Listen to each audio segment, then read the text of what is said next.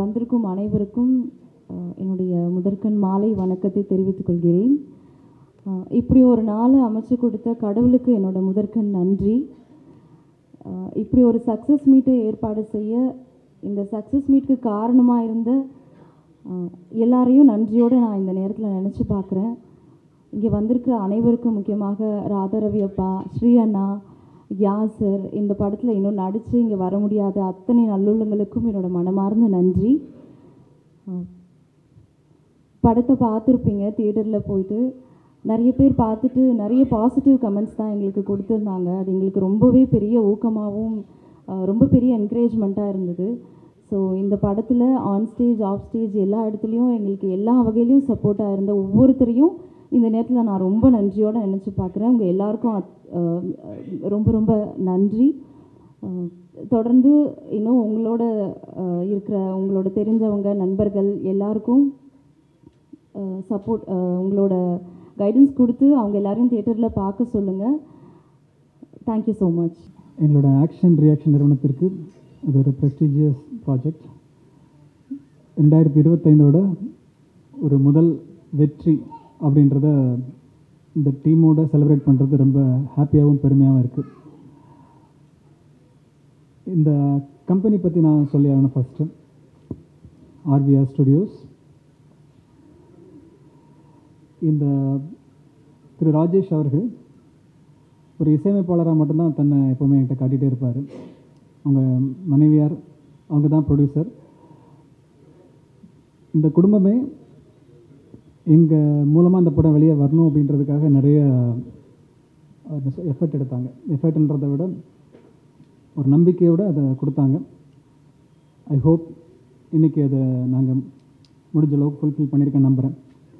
கடைசி தோட்டம் இந்த வாரம் ரிலீஸ் ஆன படங்களில் டாப்பில் இருக்குது அப்படின்றத கேட்கும்போது உண்மையாக சந்தோஷமாக இருக்குது. இது வந்து ஒரு மேடைக்கான ஒரு வார்த்தையாவோ, இது வந்து ஒரு சம்பிரதாயமான வெற்றி விழாவாவோ இல்லை, முழு மனசோட. ஏன்னா ஒரு தயாரிப்பாளர் வந்து தன்னோட படத்தை மார்க்கெட்டிங் பண்ணுறதுக்காக வெற்றி விழா நடத்துறது அப்படின்றது வந்து இன்றைக்கி தேவையில்லைன்னு தெரியுது. ஏன்னா வெற்றி விழான்றது ஒரு டிப்பிக்கலான ஒரு விஷயம். பட் அவர் ஒரு கிராட்டிடியூட் அப்படின்ற வகையில் தான் இந்த விழா வச்சுருக்காரு. ஏன்னா இந்த team members starts with legendary actor Thiru Radharavi அவர்கள். அவங்கள இன்னைக்கு வரைக்கும், நேற்று வரைக்கும், அதுக்கு முன்னாடி வரைக்கும் நாம் பிஸ்னஸ் சைடில் பார்த்தோம், டீம் மெம்பர்ஸ் பார்த்தோம். இன்றைக்கி காமன் பப்ளிக், ஒரு சி சென்டர்லேருந்து ஏ சென்டர் வரைக்கும் எல்லாருமே அவங்கள வேறு மாதிரி ஒரு மூடில் பார்த்து அதை அப்ரிஷியேட் பண்ணி ஒரு லீட் ஆக்டராக அக்செப்ட் பண்ணி செலிப்ரேட் பண்ணுறாங்கன்றது ஹாப்பியாக இருக்குது. ஏன்னா குழந்தையாக இருக்கும்போது அவங்கள வில்லத்தனத்தோடு பார்த்து பயந்து குழம்பி திட்டி அப்படின்னு வளர்ந்தவங்களுக்கு இன்றைக்கி நம்ம ஸ்க்ரீனில் அப்படி அவங்கள பார்த்து நமக்கு ஒரு அன்பு, நம்ம அப்பா மாதிரி ஒவ்வொரு வகையில் அவங்கள கனெக்ட் பண்ணுறதுக்கான ஒரு ஃபீல் வரும்போது ரொம்பவே நல்ல ஒரு உணர்வு. அதை அவங்க தாங்கி நிறுத்தினாங்கன்றதை இந்த டைமில் அதை ஷேர் பண்ணுறதே ஒரு நல்ல உணர்வாக இருக்குது. ஸோ எல்லாருக்குமே ஒவ்வொரு விதத்தை அப்ரிஷியேட் பண்ணணும், அவங்ககிட்டருந்து ஸ்டார்ட் பண்ணலாம். அது மட்டும் இல்லாமல் அவங்களோட நிறைய பேர் சொல்லுவாங்க, நிறைய இன்டர்வியூஸில் ப்ரொடியூசரும் சொல்லியிருக்காங்க, ஒரு பெரிய சப்போர்ட். அவங்க எப்போ அந்த படத்துக்கு அவங்களோட அப்பார்ட் ஃப்ரம் தட் அவங்களோட இந்த சீனியாரிட்டியை தாண்டி எப்போவுமே ப்ரொமோஷன்ஸில் ஃபுல்லாகவே கூட நின்றுருக்காங்க. இன்றைக்கி சக்ஸஸ் மீட் வரைக்கும் கூட நின்றுருக்காங்க. எங்களுக்கு ரொம்ப ஹாப்பியாகவும் பெருமையாகவும் இருக்குது. அவங்களோட டப்பிங் யூனியனில் உள்ள அடிப்படை உறுப்பினர் என்ற முறையிலையும் நான் அதை மகிழ்ச்சியோட ஷேர் பண்ணிக்கிறேன். தென் இந்த படத்தில் ஆக்டர்ஸ் அப்படின்ற போது திரு ஸ்ரீ அவர்கள், வனிதா விஜயகுமார் அவர்கள் மற்றும் ஐயாபரி அவர்கள், கொட்டாச்சி அவர்கள், இந்த மாதிரி நிறைய சீனியர் ஆக்டர்ஸ்லேருந்து திரு யாசர் அவர்கள், இந்த மாதிரியான வளர்ந்து வரக்கூடிய ஆக்டர்ஸ்லேருந்து எல்லாருமே இந்த படத்தில் ஒரு லிமிட்டட் கேரக்டர்ஸை அழகாக கொண்டு போய் சேர்க்குற மாதிரி திரு நவீன் அவர்கள் வந்து ஒரு நல்ல படத்தை கொடுத்துருக்காங்க. ஸோ இந்த படத்தை பற்றி விமர்சனமாக நம்ம சொல்லிகிட்டு இருக்க வேண்டியதில்லை. நான் ஜஸ்ட் இவங்க எல்லாரையுமே ஒரு அப்ரிஷியேஷன் ப்ளஸ் ஒரு கிராட்டிடியூடோட ஷேர் பண்ணிக்கணுன்றதுக்காக நான் மென்ஷன் பண்ணியிருந்தேன். கடைசி தோட்டா பொறுத்த வரைக்கும் வணிக ரீதியாக நான் சொல்லி ஆகணும். இப்போதைக்கு எங்கள் தரப்புலேருந்து பார்க்கும்போது நாங்கள் தேட்டரிக்கல் ரிலீஸ் அண்ட் பிஸ்னஸ் ஆஸ்பெக்டில் சொல்லணும். இந்த படம் ரிலீஸுக்கு முன்பாகவே இந்த படத்துடைய வெளிநாட்டு உரிமை ஒரு நல்ல விலைக்கு ஒரு பெரிய கம்பெனியால் வாங்கப்பட்டிருக்கு. Then coming Wednesday Hindi, Telugu, Kannada, Malayalam வந்து ஒரு மிகப்பெரிய விலைக்கு சைன் ஆக போகுது. இது ரொம்ப அஃபிஷியலாக நாங்கள் ஸ்ட்ராங்காக சொல்லிக்கிறோம். படம் ரிலீஸ் ஆகி இன்னும் ஒரு 2 வாரங்களுக்குள்ள ஓடிடி பிளாட்ஃபார்ம்ஸ் மூலமாகவும் தேட்டர்கள் தாண்டிய ஆடியன்ஸுக்காக இந்த படம் ரெடியாக இருக்குது. ரொம்பவே ஹாப்பியாகவும் பெருமையாக நான் சொல்லிக்கிறேன். ஏன்னா இதுக்கெல்லாம் காரணம் இந்த அழகான ஒரு க்ரூ, நல்ல உழைப்பு, இந்த தயாரிப்பாளர் அண்ட் டீம் கொடுத்த ஒரு சிறப்பான ஒரு நேர்த்தியான ஒரு மார்க்கெட்டிங் சப்போர்ட் ரொம்ப அழகாக கொண்டு போய் சேர்த்துருக்காங்க. ஏன்னா முதல்ல போடும்போது யார் ஹீரோ, என்ன மாதிரி போஸ்டர் வேல்யூன்றதெல்லாம் இருந்த டவுட்ஸ் எல்லாம் உடைச்சிருச்சு. இது இன்றைக்கி வணிக ரீதியாக தேட்டரில் நீங்கள் தெரியும், நீங்கள் இன்றைக்கி புக் மை ஷோவில் பார்த்தா தெரியும், யாரும் டிக்கெட் நியூவில் பார்த்தா தெரியும், யாரும் மறைக்க வேண்டியதில்லை, தெளிவாக இருக்குது. ஸோ ரொம்ப ஹாப்பியாக இந்த செலிப்ரேஷனில் நானும் கலந்துக்கிட்டதில் ரொம்ப பெருமையாக ஃபீல் பண்ணுறேன். இந்த நம்பி இந்த வாய்ப்பை கொடுத்த தயாரிப்பாளர் அண்ட் ஃபேமிலிக்கும், ரெஃபர் பண்ண டைரக்டர் நவீனுக்கும், ஒத்துழைத்த அனைவருக்கும், எங்களோட ஆக்ஷன் ரியாக்ஷன் டீம் மெம்பர்ஸுக்கும் மனமார்ந்த நன்றி. இந்த வருடத்தில் தொடர்ந்து நல்ல படங்கள் மூலமாக சந்திப்போம். ஃபைனலி இந்த ஆர்விஆர் ஸ்டுடியோஸுடைய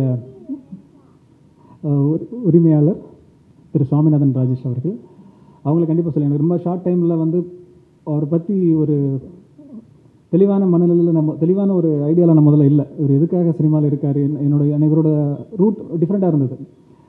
மார்க்கெட்டிங்லேருந்து எல்லாமே அவர் வந்து நிறைய எக்ஸிக்யூட் பண்ண நினச்சார்.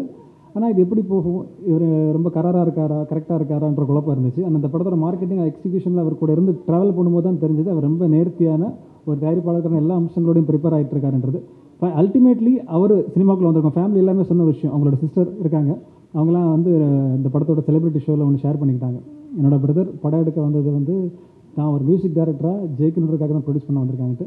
இந்த படத்துலேயே அவர் இது ஸ்டார்ட் ஆகிடுச்சு, ஹிட் ஸ்டார்ட் ஆகிடுச்சு. நானும் அவளும் சாங் வந்து இன்றைக்கி யூத் வரைக்கும் ஹம்மிங் பண்ணுறாங்க, நிறைய ரீல்ஸ் பார்க்க முடியுது. அது ஸோ அது எமோஷ்னலி நான் அதை சொல்லி ஆகணும். ஏன்னா அவர் ஆசைப்பட்ட வெற்றி எழுந்து துவங்கி இருக்குது. அந்த வெற்றியில் எங்கள் பங்களிப்பு இருந்தது ரொம்ப மகிழ்ச்சி. இந்த வாய்ப்பை கொடுத்ததுக்கு ரொம்ப ரொம்ப நன்றி. தொடர்ந்து பயணிப்போம். அடுத்து பெரிய ஆளுமைகள்லாம் ஷேர் பண்ண போகிறாங்க, அவங்களுக்காக வழிவிட்டு விடைபெறுகிறேன். நன்றி, வணக்கம். எல்லாருக்கும் நன்றி. எனக்கு இந்த வாய்ப்பு கொடுத்த ஆர்விஆர் ஸ்டுடியோஸ்க்கு முதல் ரொம்ப நன்றி. இன்றைக்கி நம்ம டைரக்டராக எனக்கு உருவாக்குனது ஆர்விஆர் ஸ்டுடியோஸ், ராஜேஷ் அண்ணன், வேலண்டின் அக்கா தான். அப்புறம் ராதாரவி சார், நான் சொன்ன இது ஷார்ட்ஸ் எல்லாமே கஷ்டமாக இருந்தாலும் எனக்காக பண்ணி கொடுத்துருந்தாரு. அப்புறம் ஸ்ரீ அண்ணன், டிஸ்கஸ் பண்ணி அண்ணன் கூட ஒர்க் பண்ணது ரொம்ப ஹாப்பி. அப்புறம் யாசர், க்ளோஸ் ஃப்ரெண்ட். சரில இந்த படம் வந்து ரொம்ப ஸ்கிரிப்டில் வந்து ரொம்ப ஒர்க் பண்ணி பண்ணோம். எல்லாமே ஒரு டீமாக ஒர்க் பண்ணோம். ப்ரொடியூசர் சார்ட்ட சொல்லும் போதுலேருந்து வேலண்டின் அக்கா எல்லாமே டிஸ்கஸ் பண்ணி ஒர்க் பண்ணோம். நல்லா வந்துருந்துச்சு. இப்போது தேட்டரில் ரிலீஸ் ஆனதுக்கப்புறம் நல்ல ரெஸ்பான்ஸ் கிடைக்குது. அதை பார்க்கும்போது இதில் இருக்க மிஸ்டேக்ஸ்லாம் அடுத்தது நம்ம நல்லாவே பண்ணலான்ற ஒரு இது கிடைக்குது. ஸோ இன்னும் பெட்டராக பண்ணணும் அடுத்த படங்கள். ரொம்ப நன்றி. இங்கே வந்திருக்கும் அனைத்து பத்திரிகையாளர்களுக்கும், மேலும் அப்பா டாக்டர் ராதாரவி சார் அவர்களுக்கும், ஸ்ரீ அண்ணா அவர்களுக்கும், யாசர் அவர்களுக்கும், அபிராமி அவர்களுக்கும்,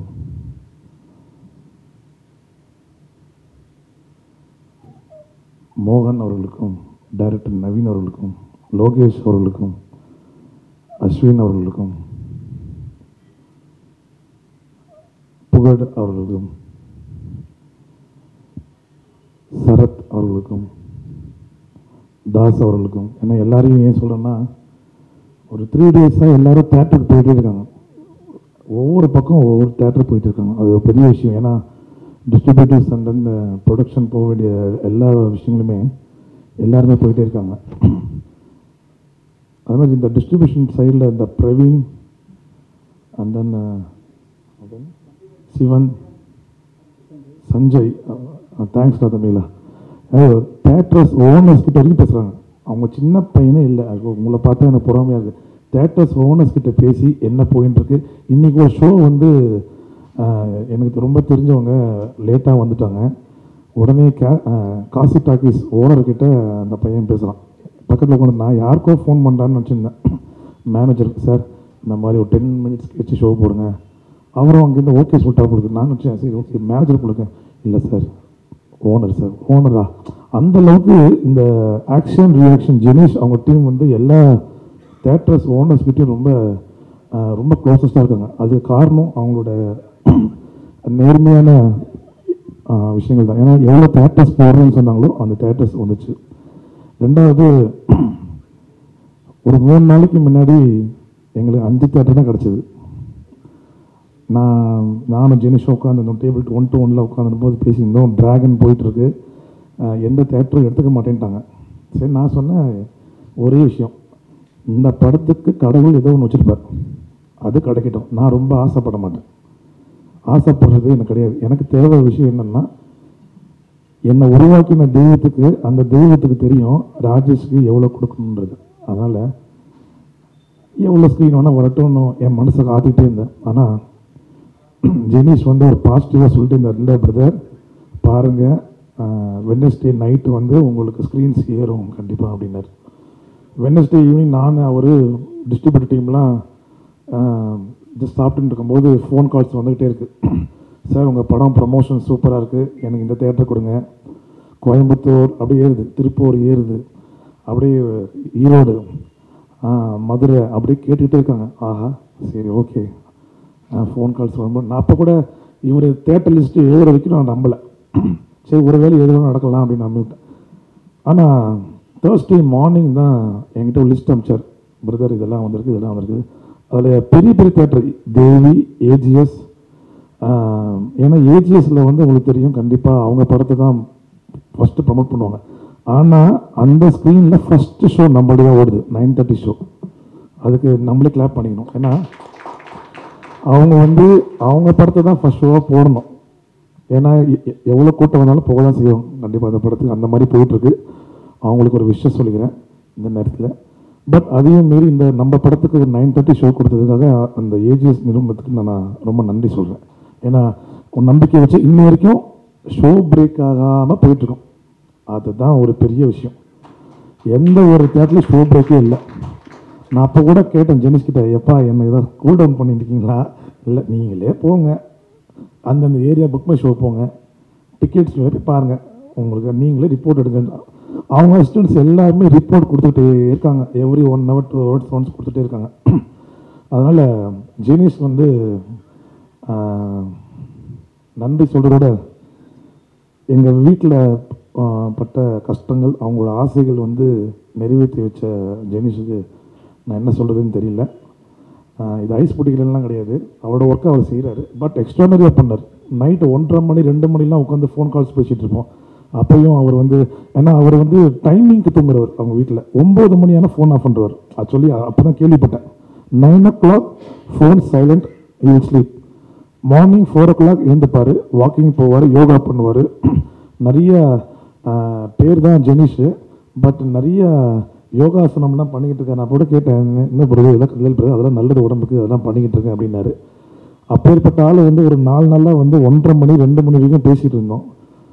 அது ஒரு பெரிய விஷயம். தென் நம்ம படத்தோட ஆர்ட் டைரக்டர் சரவணன் வந்திருக்காரு. ரொம்ப நன்றி mister Saravanan sir, thank you for very much for coming here. And then மெயினாக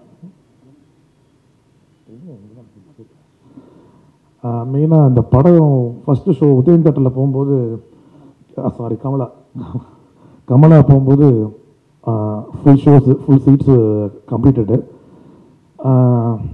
கமலா தேட்டரில் நாங்கள் கேட்கும்போது முடியவே முடியாதுன்னு சொல்கிறாங்க.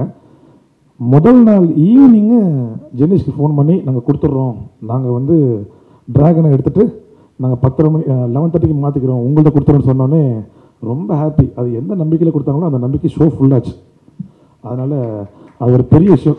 தமிழ்நாட்டிலே வெள்ளிக்கிழமை வந்த படங்கள்லே, ஏற்கனவே போயிட்டு இருக்கிற படத்துலே எல்லாம் சேர்த்து ஃபஸ்ட்டு ஷோ வந்த படம் கடைசி தோட்டா. அதனால் அதெல்லாம் நம்ம நினச்சி பெருமைப்படணும். ஒரு சூப்பர் ஸ்டார் படம் எப்படி ரிலீஸ் ஆகுதோ, அஜித் சார் படம் ரிலீஸ் ஆச்சோ, அதை மாதிரி இன்றைக்கி வந்து கடைசி தோட்டா படம் வந்து 9 மணிக்கு ரிலீஸ் ஆனது காரணம் அப்பா தான். ஏன்னா ஷூட்டிங் ஆரம்பத்துலேருந்து நாங்கள் ஸ்கிரிப்ட் நானும் நவீனும் டிஸ்கஸ் பண்ணும்போது, முதல்ல நவீன் வந்து டைரக்டர் எனக்கு தெரியாது, அவர் எங்கள் போன படத்தோட டிசைனர், அவர் லோக்கல் சரக்கு டிசைன் பண்ணின்னு தான் வந்திருந்தார். அதனால் உட்காந்து ஜஸ்ட்டு கெட் டுகெதரில் சாப்பிட்டுருந்தோம். ஆனால் ஒரு கதை இருக்குதுன்னு சொல்லிட்டு என் ஒய்ஃப் கிட்ட பேச ஆரம்பித்தார்.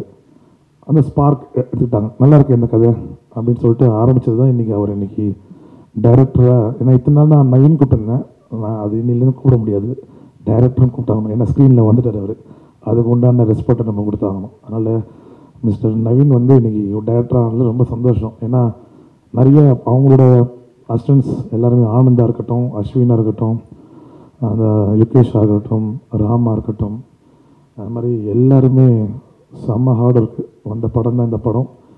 அதே மாதிரி அப்பாவை பற்றி சொல்லும்போது என்னென்னா, ஏற்கனவே நிறைய பேசிட்டேன், எல்லா இதுலேயும் பேசிட்டேன், சொல்கிறதுக்கு வார்த்தை கிடையாது. எங்கள் அப்பாவோட ஃபோட்டோ இப்போ நான் இதில் போட்டேன்னா ஸ்லைடில் வச்சேன்னா நீங்கள் அவரை பார்த்த மாதிரி இருக்கும். அதனால தான் நான் என்னை அறியாமல் அவர் அப்பான்னு கூப்பிட்டேன். ஏன்னா எங்கள் அப்பாவும் அவரும் ஒரே மாதிரி இருப்பாங்க.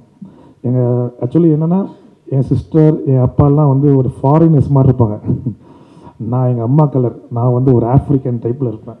அதனால் கேட்பாங்க, இன்னும் உங்கள் அக்கா அந்த கலர் இருக்காங்க. எங்கள் அப்பாவை பார்த்தீங்கன்னா நீங்கள் இன்னும் வெறுத்துருவீங்க அப்படின்னு. அவர் இன்னும் ஃபாரினர் மாதிரி இருப்பார், சக்கச்சவேன்னு இருப்பார் எங்கள் அப்பா அப்படின்னு. அதனால் அப்பான்னு எல்லோரும் கூப்பிட முடியாது. அதுக்கேற்ற மாதிரி அவரும் என்ன சொல்கிறது, உங்களுக்கே தெரியும், கடைசி தோட்ட ப்ரமோஷன் வந்து எவ்வளோ தடவை பண்ணோமோ அத்தனையும் வந்தார். அதுக்காக நான் அவருக்கு என்ன சொல்கிறது, ரொம்ப நன்றியுடன் தலைவணங்கி அவர் நன்றி சொல்கிறேன். ஏன்னா எந்த ஆர்டிஸ்ட்டு நீங்கள் கிளிக் பண்ணி பாருங்கள். நான் இல்லை ஒரு விஷயம் சொல்லுங்கள். நீங்கள் எப்பவுமே வந்து சொல்லியிருக்கீங்க வனிதா விஜயகுமார் ரொம்ப சப்போர்ட் பண்ணுறாங்க கொண்டாங்கன்ட்டு. ஆனால் சில ஃபங்க்ஷன் நீங்கள் வச்சுருக்கீங்க, ஆனால் ஏன் வரல? வையாபுரியும் அதே மாதிரி வரல, கொட்டாச்சியும் வரல. பெரிய பெரிய லெஜெண்ட்டு அவர் எல்லாத்துக்கும் ஹெல்ப் பண்ணுறாரு. ஆனால் வந்து வளர்கிற பசங்க ஏன் ஹெல்ப் பண்ண மாட்டாங்க? நாங்கள் எல்லாருக்கும் கிட்டத்தட்ட ஒரு 2 or 3 days including PRO Sathya அண்ணன் இந்த நேரத்தில் முயற்சி வந்து அவருக்கு ஈடு இல்லாத முயற்சி. ஏன்னா என்னோடய படங்களில் வந்து நிறையா விஷயங்களுக்கு வந்து நிறைய அவமானப்பட்டு தான் இருக்கார். நானும் அதை பார்த்துக்கிட்டு தான் இருக்கேன். சில ஆர்டிஸ்ட்கிட்ட ஃபோன்லாம் கட் பண்ணுவாங்க, எங்கள் ஃபோன் கட் பண்ணுவாங்க, அது அவருக்கே தெரியும். பட் இருந்தாலும் இந்த மேடை ஒரு நிமிஷம் என்னென்னா, பிஆர்ஓ வந்து இன்வைட் பண்ணியிருந்தார் எங்களை. ராதாரவி சார் வரேன்னு சொன்னாங்க, நாங்கள் கம்பல்சரி வந்துடுவோம். அதுக்கப்புறம் வனிதா விஜயகுமார் வரேன் எல்லா ஈவெண்ட்டும் சொல்கிறாங்க. ஆனால் எல்லாத்துலேயுமே அவங்க வர மாட்டாங்க. பிஆர் என்ன சொல்கிறாங்கன்னா, நாங்கள் கூப்பிட்றோன்றாங்க. நாங்களும் 2 பெரிய செலிபிரிட்டி வரான்னு சொல்லிட்டு தான் வரோம். ஆனால் எதுவுமே எங்களுக்கு கண்டென்ட் கிடைக்க மாட்டேங்குது. அது இல்லாமல் வந்து ஒரு கண்டென்ட் மீன் வந்து ஒரு ப்ரொமோஷன் வர மாட்டுறாங்க. ஏன் அது எனக்கு புரியல. நாங்கள் எங்கள் ஆஃபீஸில் நாங்கள் கேட்டு தான் வரோம். சரி, இது மாதிரி ஆர்டிஸ்ட் வராங்க, நாங்கள் போகணுன்ட்டு எங்களை அனுப்புகிறாங்க. சண்டே கூட அனுப்புகிறாங்க, சாட்டர்டே கூட அனுப்புகிறாங்க. இப்படி இருக்கிற பட்சத்தில் நாங்கள் வந்து பண்ணுறது தப்பா, நீங்கள் பண்ணுறது தப்பா? இந்த கடைசி தோட்டா நல்ல ஹிட் ஆக்கினதே உங்களை மாதிரி இருக்கிற மீடியாக்கள் தான். ஏன்னா அன்றைக்கி ஃபஸ்ட்டு இந்த ப்ரீமியம் ஷோ போடும்போது நீங்கள் கொடுத்த ஒரு சப்போர்ட்டு, நீங்கள் கொடுத்த என்கரேஜ்மெண்ட்டு, அந்த என்ன சொல்கிறது, யூடியூப்ஸில் பார்த்தா ஃபுல்லாக உங்களோட ஆதரவு தான் அதிகமாக இருந்தது. நீங்கள் கேட்ட கேள்வி கரெக்டு தான். பதில் என்னவா இருக்குன்னா, ஸ்ட்ரெயிட்டாகவே இந்த தடவை கொஞ்சம் பேசலாம் தான் நான் மைக் எடுத்தேன். வராதவங்களுக்கு ரொம்ப நன்றி, வந்தவங்களுக்கு என்னோடய நமஸ்காரங்கள். நான் அவங்கள பாதம் தொட்டு நமஸ்காரம் பண்ணிக்கிறேன். ஏன்னா தயாரிப்பாளர் பணம் போட்டு எடுக்கிறோம். காலையில் வரைக்கும் எல்லாரும் வரேன்னாங்க. கொட்டாச்சியாக இருக்கட்டும், வையாபுரியாக இருக்கட்டும், வனிதா விஜயகுமார் அவங்களா இருக்கட்டும். நான் எத்தனை நேரம் என்னால் நீங்கள் இப்போ என்ன தப்பாக நினைக்கக்கூடாது. நம்ம வந்து காப்பாற்றிட்டே இருக்க முடியாது எல்லாரையும். அது என் வேலை கிடையாது. நான் இங்கே வந்து ஓடிக்கிட்டு இருக்கோம் லைஃப்பில். போட்ட முதலீடு வருமா வராதா? ரெண்டாவது நம்ம கரெக்டு. ஏன்னா அதுதான் சொல்கிறேன். இப்போ என்ன சொல்கிறதுன்னு நினைக்கிறேன்னா, அது அவங்க ப்ரமோஷனுக்கு வராங்கன்றார். கரெக்டு தான், அது அவங்க ப்ரமோஷனுக்காக வராங்க. ஏன்னா அப்பாவுக்கு அவசியமே இல்லை இவ்வளோ தூரம் வரணும்னு. ஒரு ஃபோன் ஒரு வீடியோ அங்கே வீட்டிலேருந்து போட்டார்னா அது தெரிக்க விடும்.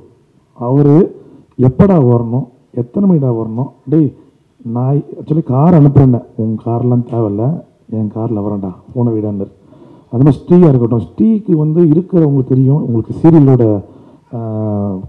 ஷூட்டிங் நைட் வரைக்கும் போகும், எப்போ வரும் எப்போ முடியும்னு தெரியாது. இப்போ கூட அவங்களுக்கு நாளைக்கு ஃபுட்டேஜ் கொடுத்தாகணும், டப்பிங்கில் இருக்க, முடிச்சுட்டு வரேன், வந்துடுறேன்டா, எப்படியாவது வந்துடுறேன்டா, சீக்கிரமாக வரேன்டாரு. கடைசி தோட்டா இன்றைக்கி சக்ஸஸ் மீட் இந்த அளவுக்கு கொண்டு வந்திருக்கிறதுக்காரு ராஜேஷ் அண்ணன். ஆரம்பத்திலே சொன்னார், புதுமுகம் நடிகர்களை வந்து எனக்கு அடுத்தது அவர் படத்தில் நிறைய பேர் நடிப்பாங்க, எல்லாத்துக்கும் வாய்ப்பு கொடுப்பாரு என்ற அதான் சொன்னார். உங்களை மாதிரி வளர்ந்து வர பசங்களுக்கு தான் நான் வாய்ப்பு தருவேன் தம்பி. ஒரு நாளும் ஃபோன் பண்ணி இப்போ பேப்பரில் ஆடு கொடுத்தாங்க. ராதாரவி சார் பெரிய ஜாம்பவான், அவங்க பக்கத்தில் என்னை போட்டுட்டு, யா சார் நீ தினத்தந்தி பேப்பர் பார்த்தீங்களா, உங்கள் ஃபோட்டோ வந்திருக்கு, காட் பிளஸ் யூ, இது மாதிரி இது சின்ன படம் நினைக்காதீங்க, இதுக்கப்புறம் பெரிய பெரிய படத்தில் உங்கள் ஃபோட்டோ வரும்னு நான் ப்ரேயர் பண்ணிக்கிறேன்னாங்க. ஸோ ரொம்ப நன்றிண்ணே. இந்த மனசு யாருக்கும் வராது. ஏன்னா சின்ன சின்ன கேரக்டர்ஸ் பண்ணி இந்த மாதிரி மேடை கிடைக்காத நிறைய பேர் இருக்காங்க சாலிகிராமத்தில். என்ன மாதிரி ஒரு ஆட்கள் தான் அவங்களுக்கு ஒரு பார்க்குறதுக்கு ரொம்ப சந்தோஷமாக இருக்கும். அப்புறம் ராதாரவி சார் நான் நிறைய சொல்லியிருக்கிறேன். நான் இந்த வார்த்தை எனக்கு இந்த மேடை கிடைச்சனால ஷேர் பண்ணுறேன். அவர் எல்லாரும் வந்து பார்க்க வில்லன் கேரக்டர்ஸ் பண்ணுறாங்க அப்படின்னு சொல்லி ரொம்ப வில்லனாக தானே பார்ப்பாங்க. பட் எனக்கு வந்து அவர் ஒரு குழந்தை மாதிரி தான். ஒரு பேட் சுச்சுவேஷன் சினிமா லைஃப்பில் எல்லாத்துக்கும் வரும். அது எனக்கும் வந்துச்சு. அந்த டைமில் எனக்கு அப்போ அந்த டைமில் பெரிய நடிகர்னால் ராதாரவி சார் தான். ஸோ அப்போ அந்த பழக்கமும் கிடையாது. அப்போ நான் ஒரு விஷயமா அவர்கிட்ட அவங்க வீட்டில் போய் கேட்டேன். அது ஒரு பெரிய லட்சம். இப்போ அந்த லட்சத்தை என்ன யாருனே தெரியாது, சாதாரண ஒரு ரோட்டில் போகிற ஒரு பையன்தான், ஒரு சும்மா ஒரு ஜூனியர் ஆர்டிஸ்ட் அந்த லெவலில் இருந்த ஒரு பையனுக்கு ஒரு பெரிய பரிசு கொடுத்தாரு. அப்போ எங்கள் அம்மா தவறிட்டாங்க. 2 வருஷம் ஆகுது. சாகரத்துக்கு ஒரு 10 நாள் முன்னாடி கூட ராதாரவி சாரை பற்றி சொல்லுவாங்க, அந்த பொருள் இருக்கிற வரைக்கும் நீ தப்பிச்சிருவேன்னு. அது ரொம்ப நன்றி சார். அது எத்தனை பேருக்கு கிடைக்கும்னு தெரியல. அவர் ஒரு குழந்தை உண்மையாக. எங்கள் அம்மா பார்த்துட்டு இருப்பாங்கன்னு நினைக்கிறேன். அப்புறம் மேடம் ராஜேஷ் சாரோட ஒய்ஃப் ஒரு எக்ஸாமுக்கு போன ஒரு அம்மா மாதிரி வெளியே வெயிட் பண்ணிகிட்டே இருந்தாங்க. ஷோ எப்படி போகுதுன்னு. அதே மாதிரி நல்ல ரெஸ்பான்ஸ் தான், எல்லாருமே பாராட்டினாங்க. எனக்கு எல்லோரும் சொன்னாங்க நல்ல நெகட்டிவாக இருக்கும்னு. பட் ஷோ போகும்போது தான் தெரிஞ்சு இந்த அளவுக்கு என்ன திட்டுவாங்கன்னு தெரியாது. அது அவங்க ராதாரவி சார் அவங்க அந்த அம்மாவும் அந்த அளவுக்கு அந்த டியூட்டாக இருந்துச்சு. நான் நினச்சேன் இதெல்லாம் நம்மளுக்கு நடிச்சிருக்கோமேன்னு. சகிலா மேம்லாம் திட்டிட்டு போனாங்க, ஏண்டா உன்னெல்லாம் பார்த்தா பட்டார்னு வைக்கணும் போல் இருக்குது, இந்த அளவுக்கு நடிச்சிருக்கே அப்படின்னு. அந்த அளவுக்கு அந்த கதை அவங்கள கனெக்ட் பண்ணுச்சு. அப்புறம் ஸ்ரீ அண்ணன் ராதாரவி சாரை பற்றி ஒன்று சொல்லுவார், கன்னத்தில் குழி உழந்தால் அழகாக இருக்கும். பட் அவருக்கு அந்த கன்னத்தில் ஒரு டைலாக் சொல்லியிருந்தீங்க, ரொம்ப நல்லா இருந்துச்சுன்னு. அப்புறம் நவீன்கும் அவர் முதல் படம் எனக்கு ஒரு நல்ல லைஃப் கொடுத்தாங்க. அப்புறம் மோகன் அசிஸ்டன்ட் டைரக்டர்ஸ், இந்த மீடியா, மறுபடியும் இந்த மீடியா இல்லைன்னா நாங்கள் இல்லை. ஸோ வளர்ந்து வர நடிகர்களுக்கு நீங்கள் எப்போவுமே சப்போர்ட் பண்ணிகிட்ருக்கீங்க. என் கூட ஒர்க் பண்ண அபிராமி தேங்க்யூ, ஸ்ரீனா தேங்க்யூ, எல்லாருக்கும் என்னோட நன்றியை சொல்லிக்கிறேன். தேங்க்யூ. நான் அபிராமி நமகா. வாழ்க்கை எப்போவுமே சந்தோஷமாக இல்லாதவங்கள பார்த்து லாஃப் பண்ணுன்னு சொல்லுவாங்க, சந்தோஷமாக இருக்கிறவனை பார்த்து ஸ்மைல் பண்ணும், மற்றவங்கள சந்தோஷப்படுத்துகிறவனை பார்த்து சல்யூட் பண்ணுன்னு சொல்லுவாங்க. நம்மள மாதிரியான கலைஞர்களை லைஃப் எப்போவுமே சல்யூட் பண்ணும். Thanks for coming. கடைசி தோட்டா இது என்னோட பெரிய பிளெஸ்ஸிங். ஆர்விஆர் ஸ்டுடியோஸ் நவீன் சாரோட டைரக்ஷனில் நடிச்சிருக்கேன் with our legendary actor mister Radha Ravi sir. நான் பெரிய ரஜினிகாந்த் ஃபேன். முத்து படம் பார்க்குறப்போ ரஜினி சார் ரொம்ப வியந்து பார்த்தேன். ஆனால் கொக்கு சேவல் கொக்கில் கடைசியில் ஒரு அம்பாசடரில் வந்து டெரிஃபிக்காக இறங்குவார். முதல்ல நான் பார்த்து பயந்த ஒரு நைட்மேரான வில்லன்னா ராதா ரவி சார் தான். ஆனால் என்னோடய பாட்டியும் தாத்தாவும் பூவே செம்பூவே பாட்டை அப்பப்போ ப்ளே பண்ணுவாங்க. அதில் பார்க்குறப்போ ஒரு மனுஷன் வில்லனாகவும் அப்படி இருக்காரு, அப்படியே கான்ட்ராஸ்டாக ரொமான்ஸில் மைக்கு பிடிச்சி பாடுறப்போ இவ்வளோ ரொமான்ஸ் பண்ணுறாரு, 2 எக்ஸ்ட்ரீமாக இருக்காரு அப்படின்னு சொல்லி அந்த பாட்டு எனக்கு ரொம்ப பிடிக்கிறதுக்கு முக்கியமான காரணம் சார் தான். அப்புறம் ஸ்ரீகுமார் சார், ஒரு சின்ன கதை நான் இங்கே மேடைக்காக சொல்கிறேன்னு நினச்சிக்காதீங்க. எங்கள் ஊரில் வந்து ஒரு ஃபேமிலி இருக்குது. எப்போவுமே அந்த ஃபேமிலியில் ரொம்ப சோப் ஒப்பேரா, அதாவது டிவி சீரியல்ஸ் நிறையா பார்ப்பாங்க. அதில் ஒரு ஆன்ட்டிக்கு வந்து ஸ்ரீகுமார் சார்னால் ரொம்ப பிடிக்கும். அவங்களுக்கு கல்யாணம் ஆன புதுசில் என்ன சொல்லிட்டாங்க வீட்டில் போய், நான் ஸ்ரீகுமாரை தான் கல்யாணம் பண்ணணும்னு நினச்சிட்டு இருந்தேன், உன்னை போய் கல்யாணம் பண்ணி வச்சுட்டாங்கன்னு கேட்டோன்னே வீட்டில் பெரிய டிவோர்ஸ் ஆகிற அளவுக்கு சண்டையே வந்துடுச்சு. ஆனால் இன்றைக்கி வந்து நான் ஸ்ரீகுமார் சாரோட இந்த படத்தில் நடிச்சிருக்கேன்னு ஊரில் போய் சொன்னால் என்ன ஆகும், அந்த குடும்பத்துக்கு என்ன ஆகும்னு தெரில, பட் கண்டிப்பாக சந்தோஷப்படுவாங்க. அண்ட் ஆல்சோ யாசர், காலேஜில் வந்து we are all film buffs. So யாசரை வந்து நான் இந்த படத்தில் நடிக்கிறதுக்கு முன்னாடியே வந்து கிறிஸ்டோஃபர் நோலன் அப்படின்னு சொல்லிட்டு அந்த பேரை சொல்லி ஒரு இந்தியன், அதுவும் ஒரு யங்கான ஆக்டரை சொல்கிறாருன்னா அது யாசர் தான். நான் ரொம்ப ப்ளேஃபுல்லாக செட்டில் விளையாடிட்டு இருப்பேன். நான் யாசர் தான் வந்து அபி கான்சென்ட்ரேட் பண்ணு, இந்த டைலாகை இப்படி சொல்லுன்னு. அவரை பார்த்து நான் வந்து இல்லை ரொம்ப சின்சியராக பண்ணணும்னு சொல்லி அவரோட டெடிக்கேஷனை பார்த்து நான் ரொம்ப இன்ஸ்பயர் ஆகி அவரோட ஸ்க்ரீன் ஸ்பேஸ் ஷேர் பண்ணுறப்போ நம்ம சொதப்பிடக்கூடாதுன்னு ரொம்ப கேர்ஃபுல்லாக நடித்தேன். Thank you Yasar and the whole team. Writing வந்து ரொம்ப இன்னெவிட்டபிளான ப்ராசஸ். அதாவது ஒரு கதை எழுதுகிறப்போ ஒவ்வொரு கேரக்டராகவே அந்த டேரக்டர் இருக்கணும். வில்லனாக இருக்கிறப்போ கொஞ்ச நேரம் அவர் வில்லனாக மாறணும், காமெடியனாக இருக்கிறப்போ காமெடியனாக மாறணும், எல்லாமாவே மாறணும். So thank you captain of the ship Naveen. RVR ஸ்டுடியோஸோட இன்னும் நிறையா படம் பண்ணணும்னு நினைக்கிறேன். இந்த படத்தை பார்த்ததுக்கப்புறம் என்னோட கெரியர் இன்னும் ஸ்ட்ராங் ஆகும்னு I hope. So thank you for blessing us. Radhe Krishna. Thank you Jesus. ரொம்ப டைம் எடுத்துக்க போகிறதில்ல. ஸோ ஃபஸ்ட்டு எல்லாருக்கும் வந்த ப்ரெஸ் நண்பர்களுக்கும் மீடியா சகோதரர்களுக்கும் நன்றி. இந்த படம் இவ்வளோ தூரம் வந்திருக்குன்னா அது இந்த டீமோட உழைப்பு தான். நான் ஃபஸ்ட்டு எங்கே வந்தாலும் எனக்கு பிடிச்ச என்னோடய ரோல் மாடல், நான் இன்றைக்கி இல்லை, நான் போய் சொல்கிறேன்னா இல்லைன்னா ராதாரவி அப்பாவுக்கு தெரியும். நான் சின்ன வயசுலேருந்து அவர் பார்த்து வளர்ந்தவன், டான்ஸ் கிளாஸ்லேருந்து. ஸோ எனக்கு ஒரு வேர்சடைல் ஆக்டர் அவர்.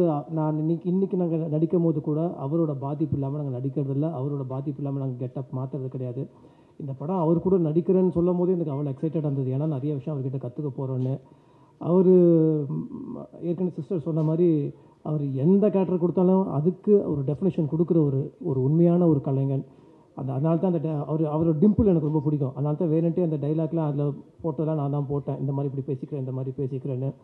ஸோ இன்றைக்கி இந்த படம் இவ்வளோ பெரிய சக்ஸஸ்ஃபுல் ஒரு சக்ஸஸ் மீட் வந்திருக்குன்னா அதுக்கு காரணம் ஏன்னா இன்றைக்கி சின்ன படங்கள்லாம் ரிலீஸ் ஆகிறதே ஒரு பெரிய விஷயமா இருக்க பட்சத்தில் ஒரு படம் இன்றைக்கி ஷோ பிரேக் எதுவும் இல்லை அதெல்லாம் சொல்கிறாங்க. பட் நம்மளுக்கு அதெல்லாம் தெரியாது. எனக்கு நடிக்க சொன்னால் நடிச்சுட்டு வந்துடுவோம்.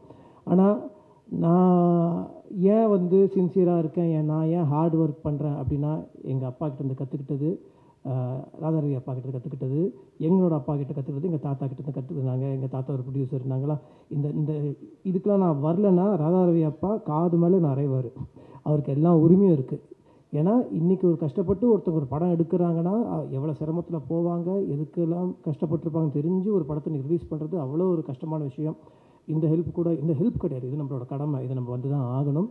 ஸோ அதுக்காக தான் எந்த டைமாக இருந்தாலும். இப்போ நான் பேசிகிட்டு இருக்கும்போது டப்பிங் தான் பேசிகிட்டு இருந்தேன். அப்பா வந்துட்டாருன்னு சொன்ன உடனே நான் முடிச்சுட்டு நான் நைட் உங்களுக்கு டப் பண்ணி கொடுத்துறேன்னு வந்துட்டேன். உலகத்தில் எல்லாருக்குமே வேலையாக இருக்குது, எல்லாருக்கும் பிஸியாக இருக்கும், எல்லாருக்கும் பிரச்சனைகள் இருக்குது. அது மத்தியில் நம்ம சில விஷயங்களை பண்ணி தான் ஆகணும். இன்றைக்கி சின்ன சின்ன படங்கள்லாம் அப்படி வருது, ஹெல்த்தி தான். எனக்கு ரொம்ப பிடிச்சவர் விஜய் சார், எனக்கு ரொம்ப ரொம்ப பிடிச்சது சிவகார்த்திகேயன் பிரதர். எப்படி ஒரு பெரிய சினிமாங்களுக்கு ஒரு துப்பாக்கி விஜய் சார்லேருந்து சிவகார்த்திகேயன் பிரதர் கைக்கு ஒரு போதும், பெரிய படங்கள் துப்பாக்கி அது எந்த அளவுக்கு முக்கியமோ, பெரிய படங்கள் துப்பாக்கி, சின்ன சின்ன படங்கள் தோட்டாக்கள். ஸோ துப்பாக்கி இந்த படம் எந்த அளவுக்கு சினிமா இண்டஸ்ட்ரிக்கு முக்கியமாக, தோட்டாக்களும் சினிமாக்கு முக்கியம். பெரிய படங்களும் முக்கியம், சின்ன படங்களும் முக்கியம். எல்லோரும் ஹெல்த்தியாக இருந்தால் தான் இந்த இண்டஸ்ட்ரி நல்லாயிருக்கும். ஸோ அதிக நேரம் எடுத்துக்க போகிறதில்ல. க்ரூ பற்றி எல்லாருமே பேசிட்டாங்க. எல்லாருக்கும் நன்றி. தேங்க்யூ. God bless you. என்னுடைய குடும்பத்தின் சார்பாகவும் நம்ம கடைசி தோட்ட இந்த யூனிட் சார்பாகவும் அன்பு சகோதரர் தயாரிப்பாளர் சுவாமிநாதன் அவர்களுக்கு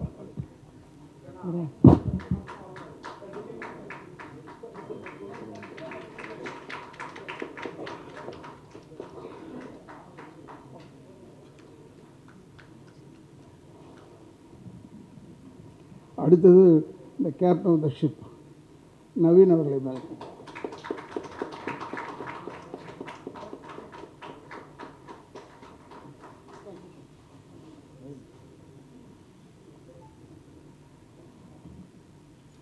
இங்கே கூடியிருக்கும் என் குடும்பத்தை சேர்ந்தவர்களே,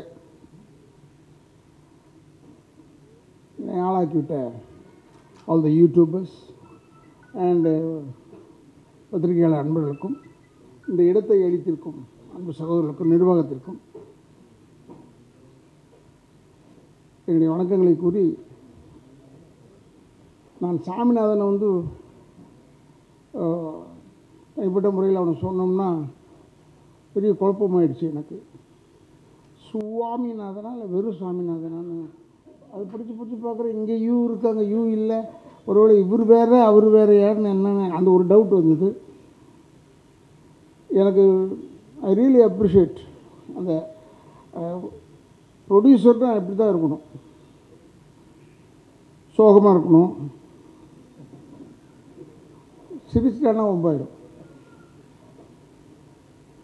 கேஆர்ஜி சார்னு ஒரு பெரிய தயாரிப்பாளர், அவருடைய அண்ணன் சினிமா கம்பெனியில் அவர் படத்தில் நடிக்கிறேன். ஒரு தடவை அந்த ஹோட்டலில் எப்படின்னா பின்னாடி நடந்து போனோம்னா இந்த ஜன்னல் எல்லாமே பின்னாடி இருக்கிற இந்த ஜன்னல் வழியாக பார்க்கலாம், ஈஸியாக தெரியும். அப்போ பார்க்கும்போது இவர் காலையில் வெறும் பேர் பாடியாக இருந்தார். அவர் குளிச்சுட்டு சாமி கும்பிட்டுட்டு அந்த செயின் மோதிரம் எல்லாத்தையும் போட்டுட்டு இப்படி பார்த்துட்டு எல்லாத்தையும் கைட்டி வச்சுடுவார். ஏன்னா அங்கே வரும்போது ஃப்ளோருக்கு வரும்போது சோகமாக வருவார். நாங்கள் ஏதாவது கேட்டுட்டா கேட்டிருக்காங்கடா வாங்கி வந்து கொடுப்பா, அவர் வாங்கிட்டு வந்து கொடுப்பான்னு சொன்னதுலேயே நம்ம சாப்பிடவே மாட்டோம். அந்தளவுக்கு இருக்கும் அது. ஐ திங்க் ராஜதந்திரம்னு படம் விசு சார் டைரக்ஷனில் படம். அது மாதிரி சாமிநாதன்ட்ட எனக்கு பிடிச்ச விஷயம் என்னென்னா சோகமாகவே இருப்பான். அப்படி தான் இருக்கணும். அவனை சிரிக்க வைக்கிறதுக்குள்ளே போதும் நான் இருக்கேன். ஏன்னா அவன் வந்து ஃபுல்லாக உள்ள டென்ஷன் இருக்கு. இந்த படம் வந்து 1 கோடிக்கு எடுத்திருக்கலாம், 10 கோடிக்கு எடுத்திருக்கலாம், 20 கோடிக்கு எடுத்திருக்கலாம். எல்லாமே பணம் தானே. இது என்னென்னா கேஆர்ஜி சார் தான் திருப்பி ஞாபகம் வராது. நான் அப்போ வந்து ராவண படத்துக்கு திருச்சிக்கு போகிறேன். அதான் ஃபஸ்ட்டு படம் நானும் பிரபுவும் ஒன்றா சேர்ந்து நடிக்கிறோம், சூரப்புலின்னு. அதுக்காக நாங்கள் டேட்டை கொடுத்துட்டேன். அப்போ என்னை வந்து கேஆர்ஜி இப்போ கேட்டார், மோன டேட்டு கொடுக்குறா. இல்லைப்பா நான் வந்து சூரப்புலின்னு படத்துக்கு கொடுத்துருக்கேன் அப்படின்னு சொன்னேன். அப்போ அவர் சொன்னார், டேய் நான்லாம் பணம் கொடுக்குற ப்ரொடியூசர், மற்ற அவன்லாம் என்ன பருத்தி கொட்டை புண்ணாக்கா தரான், எல்லாம் பணம் தாங்க தரான்னு சொன்னேன். அது மாதிரி தான் இப்போ சாமிநாதனுக்கும் சொல்கிறேன். டோன்ட் திங்க் நம்ம சின்ன படம் பெரிய படம்ன்றதே பேசவே கூடாது. இந்த வாரத்திலேயே பெஸ்ட்டு பிக்சர் இதுதான் அப்படின்னு சொல்லும் போது நமக்கு சந்தோஷமாக இருக்குது. அது வேறு விஷயம். ஆனால் எனக்கு நல்ல நம்பிக்கை இருக்குது.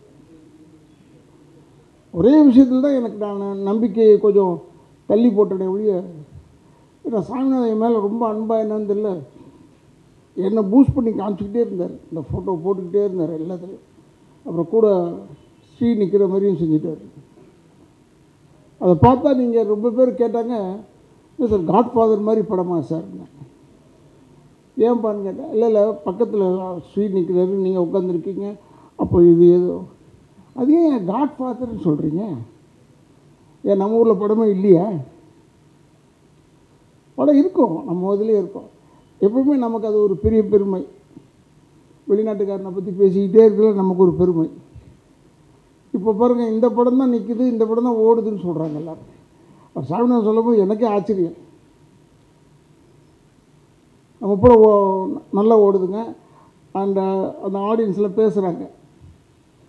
ரொம்ப ஒவ்வொரு ஆங்கிளில் அவங்க பேசும்போது நமக்கு ஓஹோ நம்மளும் தயாராகிக்கணும்னு. ஆனால் எனக்கு வந்து என்னுடைய 51வது வருஷம் இது. இந்த 51வது வருஷத்தில் ராதாரவியை மெயினாக போட்டு ஒரு படம் ஓடுதுன்னா அது இந்த கடைசி தொட்டை தான்.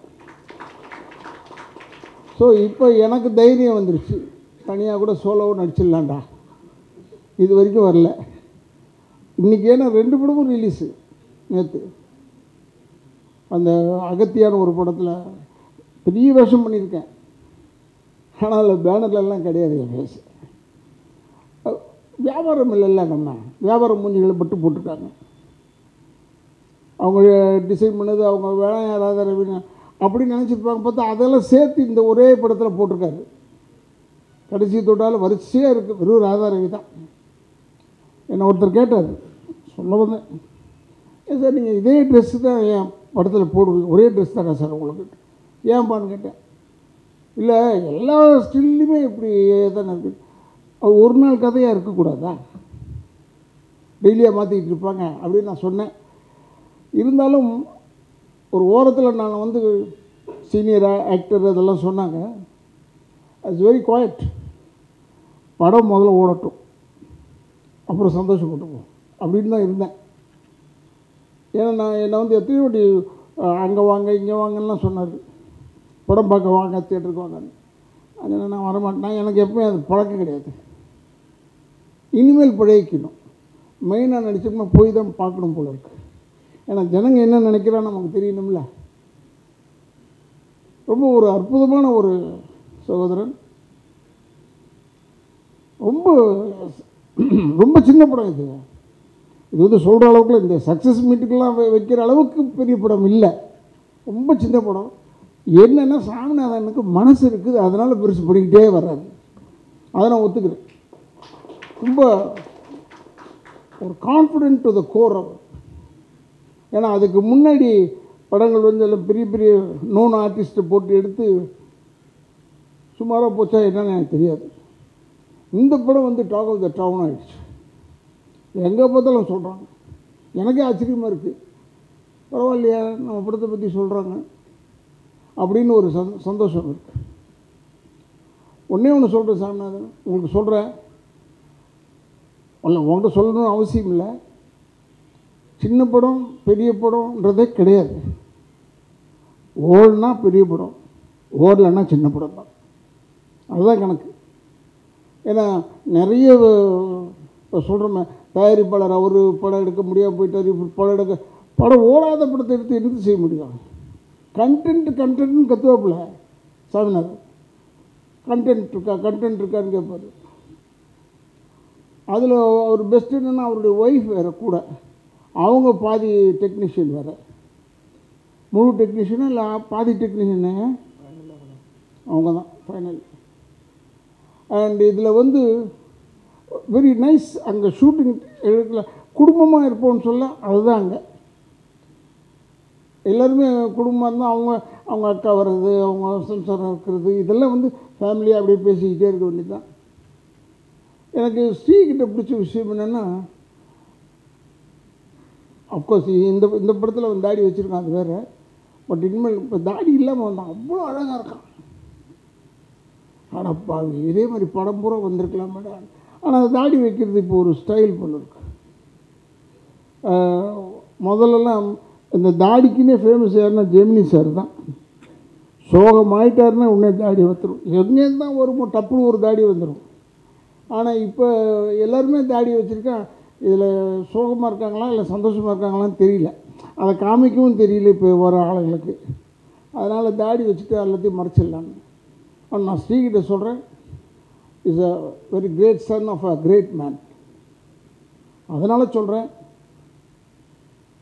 நீங்கள் தயவுசெய்து தாடி வைக்காமல் நடி. ஏன்னா தாடி செய்கிறதுக்குன்னு ஒருத்தர் இருக்கான், என் மேக்கப் மேனு. அவங்களும் ஓடணும்ல. ஒரு தாடி வச்சு ஒட்டிக்க இனிமேல். ஏன்னா நானும் காலையில் ஏந்திரிச்சோடனே ஃபஸ்ட்டு வேலை ஷேவ் பண்ணிவிடுவேன். ஏன்னா நம்ம பர்ஃபெக்டாக இருக்கணும் அப்படின்ட்டு நாங்கள் நினைப்போம். உடனே ஸ்கூல் ஆஃப் தாட் பெருசு அப்படி இப்படிலாம் சொல்லவே தேவையில்லை. நோ ஸ்கூல் ஆஃப் தாட் இதில்.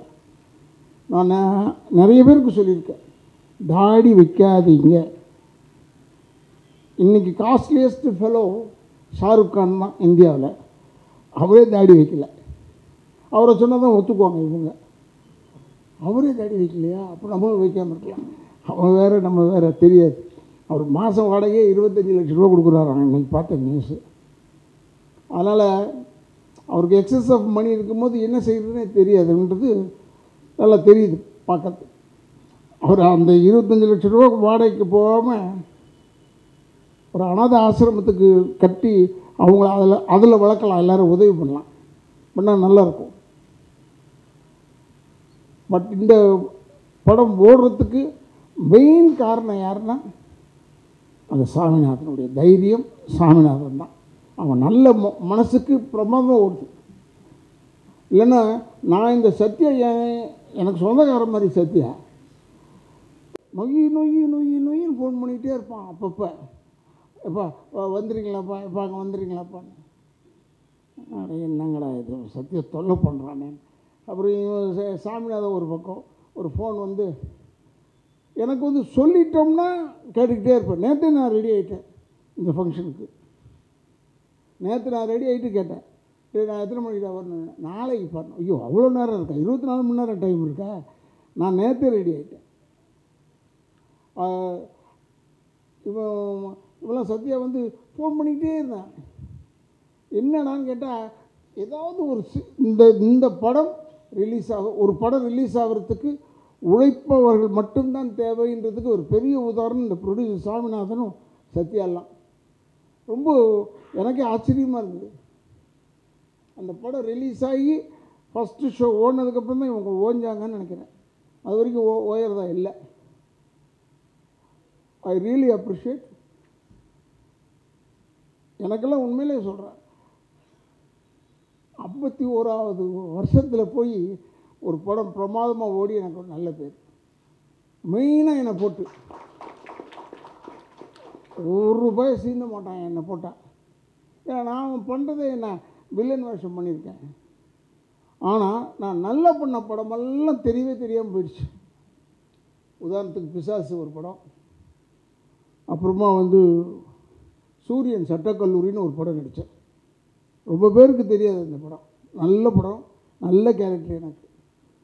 அதான் சொன்னேன், என்னை நல்லவனாக போடாதடா, என்னை கெட்டவனாக போடு. ஒரு 2 பேரும் கெட்ட மாதிரி இருந்தால் ஜனங்க சந்தோஷப்படுறாங்க. நான் ரொம்ப நல்லவனாக இருந்தால் ஒத்துக்க மாட்டுறாங்க. அதை சொல்ல துடிக்குது மனசில் தான் அந்த பாட்டு பூவே செம்பூவே. அந்த படமும் சுமாராக தான் போச்சு. ஏன்னா நான் ரொம்ப நல்லவனாக நடிச்சிட்டேன் அதில். அதே மாதிரி அடைக்கலம்னு ஒரு படம், தம்பி பிரசாந்த் நடித்த படம். அதில் நான் ஒரு நல்ல தாய்மாமன் கேரக்டர். ஆனால் படம் அவ்வளோ வரல.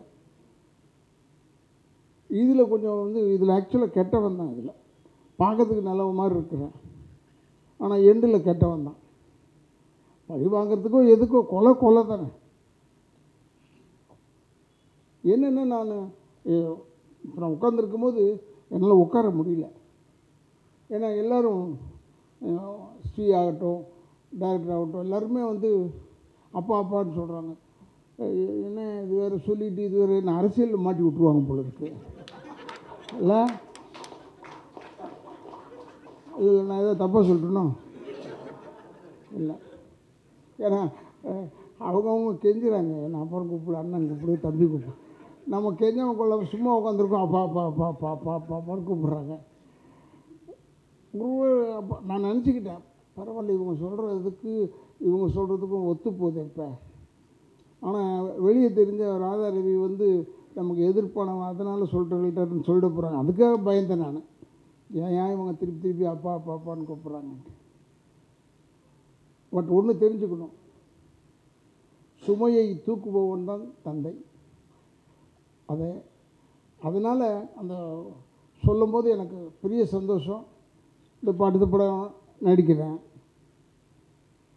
சாமிநாதனுடைய மேற்பார்வையில் தான் அந்த படம். டைரக்டர் வந்திருக்காருன்னு நினைக்கிறேன். இங்கே அதுலேயும் நடிக்கிறேன் நான். உட்கார்றேன். நீ நின்னா கூட தெரிய மாட்டேடா, என்னடா இது. அதனால் இந்த படம் நல்லா ஓடுது, நல்லா ஓடணும். உங்களுக்கு எவ்வளோ வெறி இருக்குதுன்னு உங்களெல்லாம் பார்த்தா தான் எனக்கு தெரியுது. என்ன கூட சொன்னாங்க, எல்லா ப்ரொமோஷனுக்கும் வராரு அவர். நான் ஃப்ரீயாக இருந்தேன், டெஃபினட்டாக வருவேன். இன்னொன்று ப்ரொமோஷன் தான் நான் ஆகணும். ஏன்னா ஒரு கார்ன்றது யூ நீடு ஸ்டியரிங் தேவைப்படுது.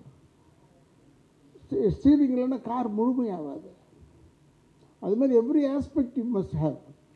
சொல்லுவாங்க எல்லோரும், டிரைவரே இல்லாத கார் ஓடிட்டுருக்கு ஃபாரின்லலாம். எத்தனை இடத்துல ஓடுதுன்னு காமிக்க சொல்லு முடியாது. அது மாதிரி உங்களுக்கு அந்த ஒரு ஸ்பிரிட் வேணும். இந்த ஸ்பிரிட்டோடு நம்ம அடுத்த படமும் எடுக்கணும். நான் நவீன்கிட்ட கூட இப்போ சொன்னேன், இந்த ஸ்பிரிட்டோடு வேகமாக ஏதாவது பண்ணுறதுன்னு அடுத்தது ஒன்று பண்ணிவிடு. ஏன்னா சினிமாவில் மட்டும் படுக்கும்போது கூட கால் ஆட்டிக்கிட்டே தூங்கணும். கால் ஆட்டாமல் தூங்கணும், போயிட்டான் போல இருக்குன்னு வேற ஆளை போட்டு போயிடுவாங்க. அது இப்போ எல்லாருமே சொல்கிறாங்க. நான் பார்த்தேங்க, நிறைய படம் பார்த்துட்டேன். எனக்கு ஒரு படம் மண்டையில் ஏறல.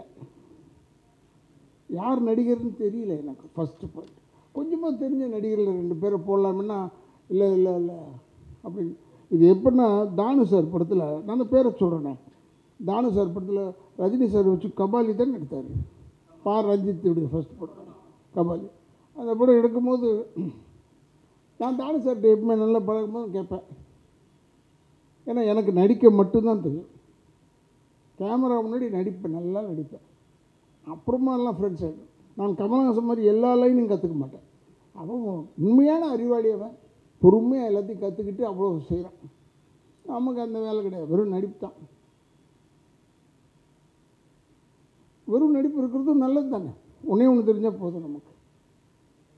நிறைய தெரிஞ்சு உள்ளே போட்டுக்கிட்டு நம்மளால் அவஸ்தைப்பட முடியாது. நான் என்னை கூட சில பேர் கேட்டாங்க, ஏங்க நீங்கள் டைரக்டர் ஆகலையான்னு. ஆயிருப்பேன், பட் கொலை கேஸில் உள்ளே போய்டுவேன், பரவாயில்லையான்னு கேட்டேன். ஏன்னு சொன்னாங்க, சரியாக நடிக்கலாம் கோவம் வரும், எதுக்கு இது தொல்லை, பெஸ்ட்டு நடிகனாக இருக்கிறது தான் பெஸ்ட்டு.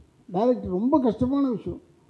நவீன்லாம் என்கிட்ட அதாவது என்னை நினச்சிக்கிட்டு இருப்பான், மாட்டிக்கிட்டு தவிப்போமோன்னு. நான் ஒன்றுமே பேசவே இல்லை.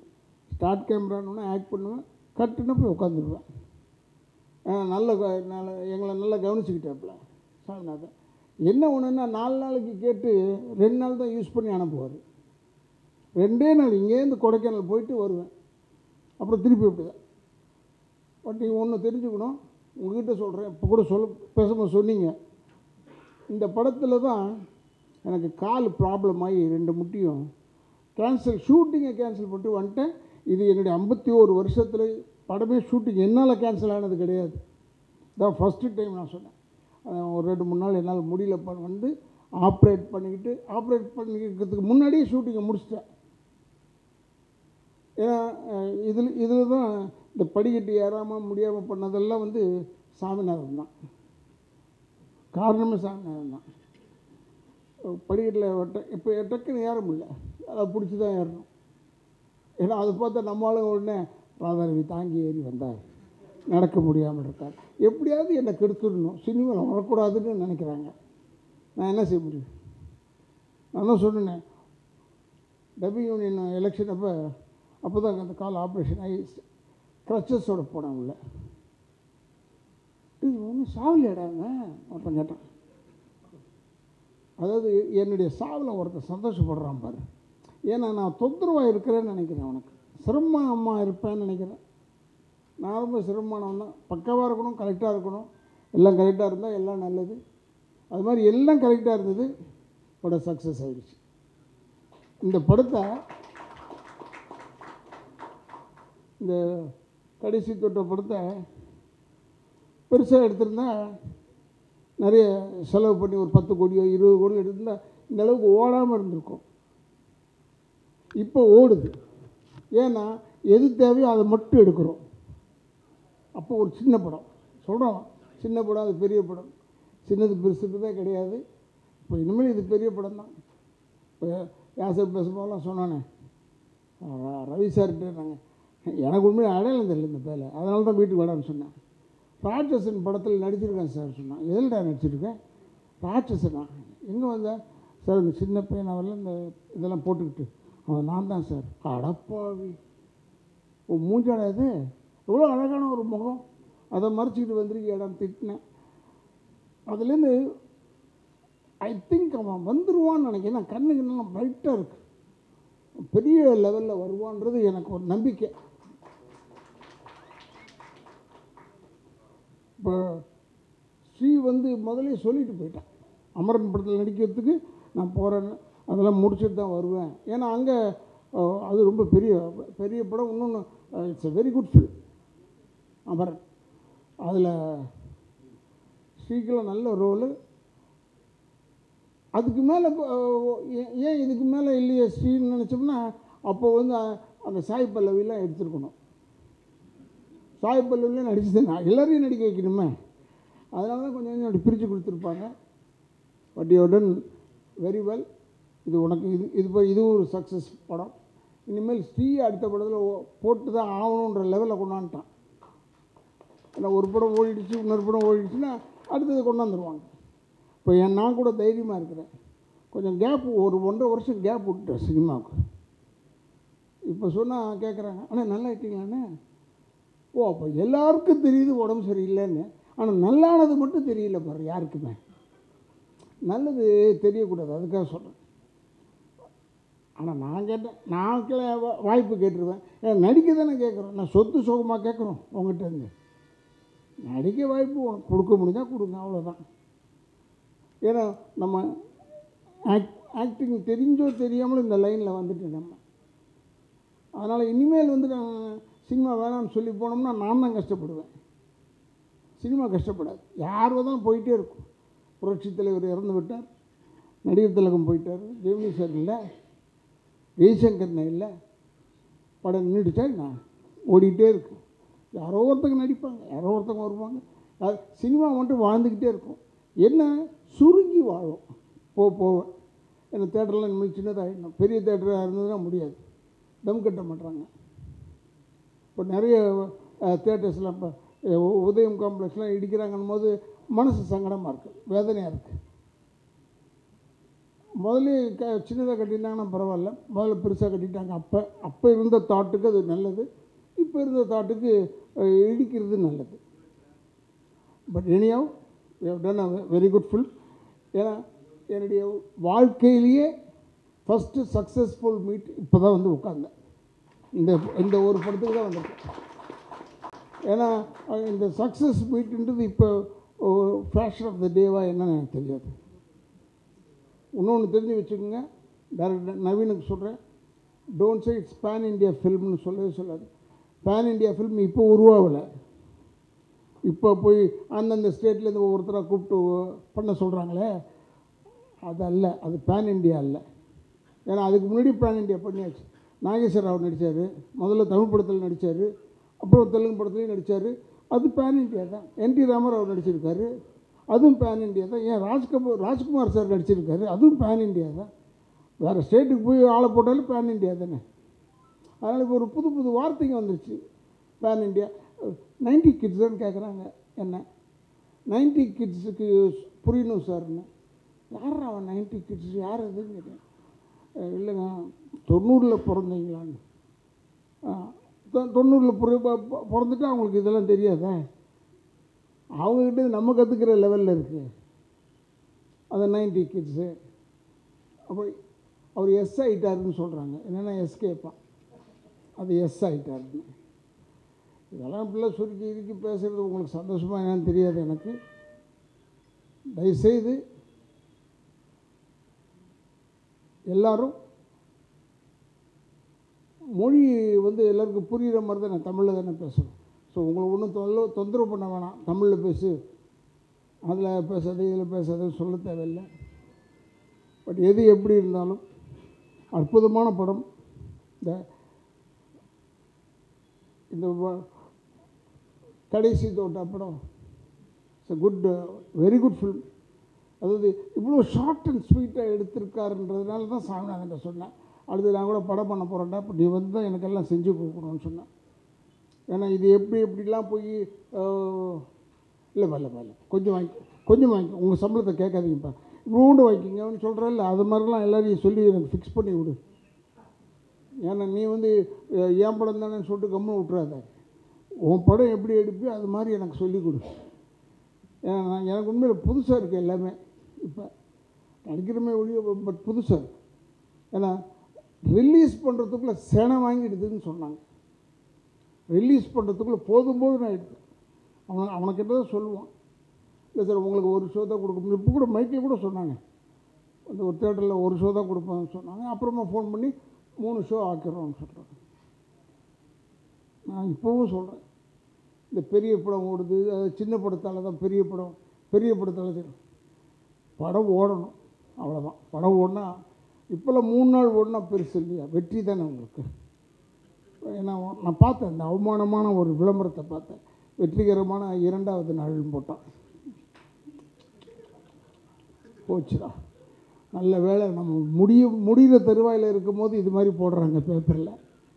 ஏன்னா நான் வந்து 25 நாள், 50 நாள், 100 நாள், 125, 200 நாள், 250 நாள்லாம் பார்த்துட்டு 2 நாள் வெற்றி நடை போடுகிறது 2வது நாள். 2வது நாளுக்கு போயிட்டு ஒருத்தர் சக்ஸஸ், அது 1/4 பேஜ் விளம்பரம் வேறு. அதெல்லாம் பார்த்த உடனே கொஞ்சம் மனசு வேதனையாக தான் இருக்குது. இல்லை ஜனங்க உள்ளே வர மாட்டாங்க. எதில் உள்ளே வர மாட்டாங்கன்னு கேட்டால், அன்றைக்கி ப்ரொடியூசர் கவுன்சிலில் கூட தகராறு தான். இல்லை சார் பாப்கார்ன் விலை ஏற்றிட்டாங்க, காஃபி விலை ஏற்றிட்டாங்க. நான் சொன்னேன், நீ டிக்கெட் வாங்கிட்டு வரையே, எதுக்கு வர? படம் தானே பார்க்க வர, அப்படியே போய் அலைஞ்சிக்கிட்டு பாப்கார்ன் வாங்குற, காஃபி வாங்குற, அதை வாங்குற, அதெல்லாம் வாங்காத. அதெல்லாம் விட்டுட்டு வா. அதை விட்டுட்டு வந்தால் நம்மளது நல்லபடியாக போகும்ப்பா படங்கள்லாம். கேடுகட்ட தமிழ்நாட்டில் மட்டும்தான் இப்படி. தமிழ்நாட்டில் மெட்ராஸ் மட்டும்தான், பெரிய சிட்டிஸ் தான் இப்படி.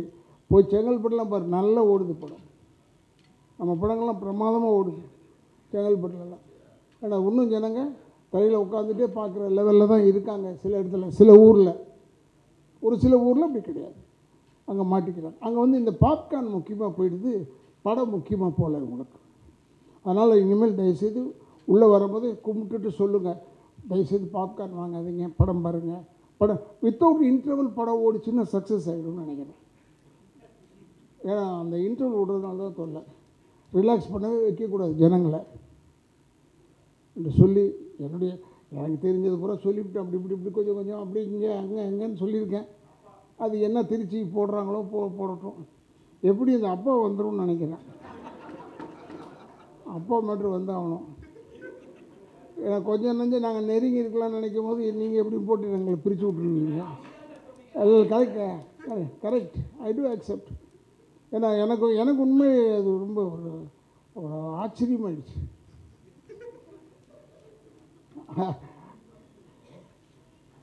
இப்போ ஆடிட்டு இருக்கும்போது சின்ன குழந்தை நேரம் வந்து என்கிட்ட வந்து விளையாடும் போது அம்மா சொல்லுது, ஏய் தாத்தா பாரு சொல்லு. நல்ல வேளை நான் சொல்லலை, அவங்க சொன்னாங்க தாத்தாவை பாருங்க. அதனால் என்னையோ ரைட் அப்பானே போடுங்க, தப்பு இல்லை. நான் பேசுனது எப்பவுமே இல்லைங்க, நான் பேசலைன்னு சொல்லவே மாட்டேன். பேசுனதுன்னா பேசுனது தான் என்று சொல்லி.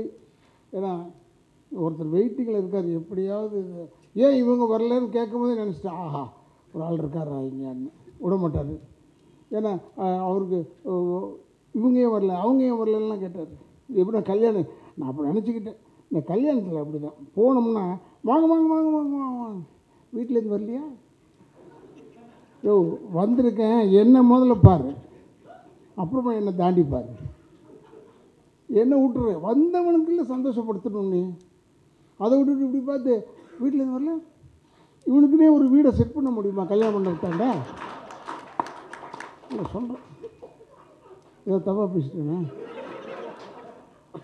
இல்லை இப்படிக்காக வீடு கல்யாண மண்டபம் எங்கெங்கே இருக்குது. இப்போ முந்தியெல்லாம் கல்யாண மண்டபம்னா நமக்கு தெரியும், ஓரளவுக்கு 2-3 இடத்துல இருக்கணும். இப்போ நிறைய ஆயிடுச்சு, அது தேடி போக முடியுமா நம்ம? அதனால் சொல்கிறேன், நான் வேறு ஒன்றும் தப்பாக சொல்லலை. எதுக்காக சொல்கிறேன்னா, வர்றவங்களை வந்து விட்டுறீங்க, வராதவங்களுக்கு தேடிக்கிட்டே இருக்கீங்க. அதனால தான் சொல்கிறேன் அந்த சகோதரனுக்கு, ஏன் அவருங்க வரல, ஏன் இவங்க வரல. சார் இல்லை சார், சாரி சார். என்னென்னா அவர் தொடர்ச்சியாக எல்லா படத்துலையும் படம் ப்ரெஸ் மீட்லேருந்து எல்லாத்துக்குமே வந்து எல்லாரையும் சப்போர்ட் பண்ணுறாரு, எல்லார்கிட்டையும் வந்து சொல்கிறாரு என்னென்னா எனக்கு எல்லோரும் சப்போர்ட் பண்ணுறாங்கன்ட்டு. ஆனால் படம் ரிலீஸ் ஆகிறதுக்கு முன்னாடி அவர் ரொம்ப வருத்தப்படுறாரு. என்ன வருத்தப்படுறாரு, யாரும் வந்து சப்போர்ட் பண்ண மாட்டாங்கன்ட்டு. ஸோ அந்த கேள்வி வந்து கண்டிப்பாக நான் கேட்டே ஆகணும். ஏன்னா நாங்கள் வந்து நீங்களாம் ஒர்க்கிங் ஸ்பிரிட் தான் நாங்கள் வரோம். ஆனால் நீங்கள் வராத போது எங்களுக்கே ஏமாற்றம். ஆஃபீஸில் போய் நிற்கும் போது ஏன் அவங்க ஃபுட்டேஜ் நீங்கள் ஏன் எடுக்க முடியலன்னு கேட்குறாங்க, என்ன எங்களை கேட்குறாங்க. ஸோ நாங்கள் என்ன பதில் சொல்கிறோம், அதனால தான் இந்த கேள்வி கேட்குறோம். இல்லை கரெக்ட், நீங்கள் கேட்குறதுலாம் கரெக்ட் தான். ஆனால் வர்றவங்கள விட்டுறீங்களேன்றதான் வருது சார். உங்களை நான் வரேன்னு சொல்லலையே சார், ஃபஸ்ட்டு உங்களை வாழ்த்துக்கணும் சார் சொன்னேன் நான். இல்லை உங்களை சொல்லலை, பொதுவாகவே கல்யாணத்தில் சொன்னதை சொல்கிறேன். நான் இங்கே இருக்கிறவங்கள சொல்ல, உங்களை சொல்லலையே. நான் சொன்னது கல்யாணத்துலலாம் யூஸ்வலாக இங்கே இப்போவும் கல்யாணத்தில் நடக்குது. அது இல்லைன்னு சொல்லுங்கள், வந்தவங்களை விட்டுருவாங்க, வராதவங்களை தேடுவாங்க. அதுக்காக சொல்கிறேன். ஏன்னா பட் சினிமாக்கெல்லாம் நான் எப்போவுமே ஐ எம் அகேன்ஸ்ட் திஸ். இந்த ப்ரொமோஷனுக்கெலாம் வந்தாகணும்னு சொன்னதுனால தான் ஒரு விஷயத்தில் மாட்டிக்கிட்டேன். என்ன சார் நீங்கள் அவங்க வரலன்றதை கேட்குறீங்களான்னு கேட்டாங்க. எனக்கு அவங்க வந்தால் என்ன, அவன் வரலன்னா எனக்கு என்ன, ஏன் வரலன்னு ப்ரொடியூசர் கேட்குறாரு. போய் அவருக்கு போய் பதில் சொல்லி பணம் கொடுத்துவான் அவன் பாவம். எதுக்கு நான் சொல்கிறேன்னா, இந்த ப்ரொமோஷன் இதெல்லாம் செஞ்சால் தான் ஃபுல்ஃபில்மெண்ட் ஆஃப் அ ஃபில்ம். இது என்னை மதித்து கூப்பிட்றாங்க, நான் வந்துடுறேன். என்னை கூப்பிடலன்னா வரமாட்டேன். நீங்கள் தான் கேட்டுக்கன்னு நினைக்கிறேன். இதுக்கு பணம் ஏன்னா வாங்குறாங்களான்னு சொல்கிறேன். வாங்குறாங்க. ப்ரொமோஷனுக்கு வந்தவங்க வாங்குறாங்களான்னு தெரியாது, அது நடித்தவங்க வந்தால் வாங்குறாங்களான்னு தெரியாது. நடிக்காதவங்க வராங்கன்னா பணம் கொடுக்குறாங்க. யார் யாருன்னு உங்களுக்கு தெரியும். நான் சொல்லணும்னு அவசியம் இல்லை. ஏன்னா எனக்கே தெரியும் போது உங்களுக்கு தெரியாமல் இருக்குமா? ஈஸியாக தெரியும். அதனால் அது ஓகே, அது எப்படி இருந்தால் நமக்கு என்ன. ஏன்னா நான் என்ன சொல்கிறேன்னா, உண்மையிலே இந்த மாதிரி சின்ன படங்கள், இன்னும் உங்கள் பிரகாரம் இது சின்ன படங்கள் ஓடுது, உங்களுக்கும் லாபம் வருது, போட்டவங்களுக்கும் லாபம் வருது. ஸோ அந்த பேலன்ஸ் பண்ணி எடுக்கக்கூடிய சாமிநாத மாதிரி ஒரு ஆள் வேணும். இல்லைன்னா அது கஷ்டம். எங்களெலாம் நல்லா தங்க வச்சார், நல்ல சாப்பாடு எல்லாம் கரெக்டு. ஆனால் நாள் மட்டும் டக்குன்னு ஒரு 2 நாள் ஆக்கிடுவார். 5 நாள் வாங்கி 2 நாள் ஆக்குவார். அது அவங்ககிட்ட சொல்லிடுவார், நவீன்கிட்ட.